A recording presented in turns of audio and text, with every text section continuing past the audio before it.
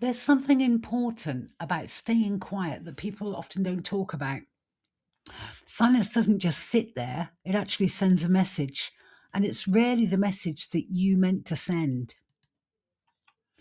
When you stay silent in an English language meeting, a presentation, a conversation with someone senior, you assume that silence is neutral, that people are simply waiting, that nothing is being decided about you in that moment. But that assumption is wrong. Here is what research in organizational psychology tells us. When someone is consistently quiet in professional settings, the people around them draw conclusions, rightly or wrongly, not because they're unkind, but because the human brain fills silence with the most available explanation. And the most available explanation is rarely, oh, they are nervous, or they are processing, or they are very quiet. The most available explanation is that they don't have much to contribute. And that's the story that your silence could be telling about you. But you can change, or you can choose to change that story. Let me be a bit more specific about what this can cost you.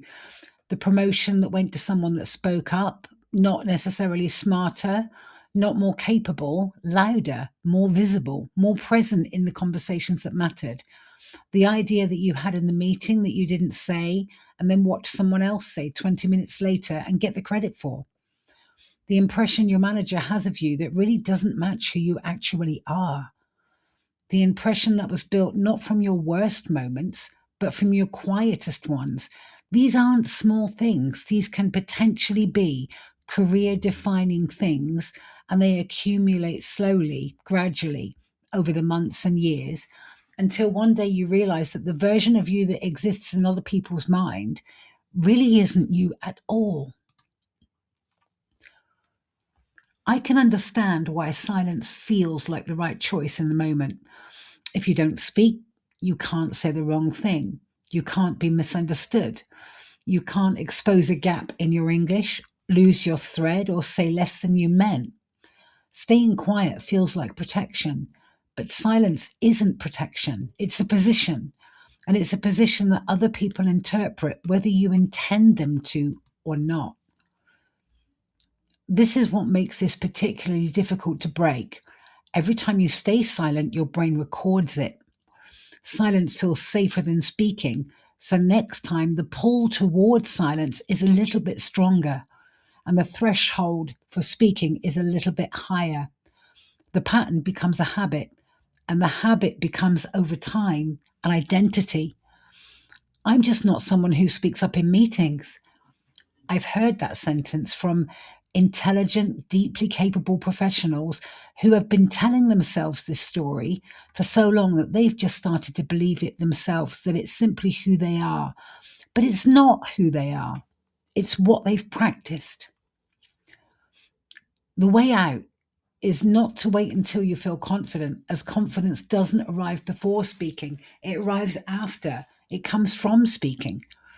The shift starts with one moment, one sentence before you feel ready, before you've got the perfect words, and before your nerves have settled. You don't need to come up with a speech or a performance, just one sentence that puts your voice in the room. Because here's what happens after that one sentence: your brain records something different. It records that speaking was survivable, nothing terrible happened. And then slowly, with repetition, that story begins to change. Your silent story begins to change. I'd like to ask you something. I want you to actually answer it, not just think about it. Write it in the comments below.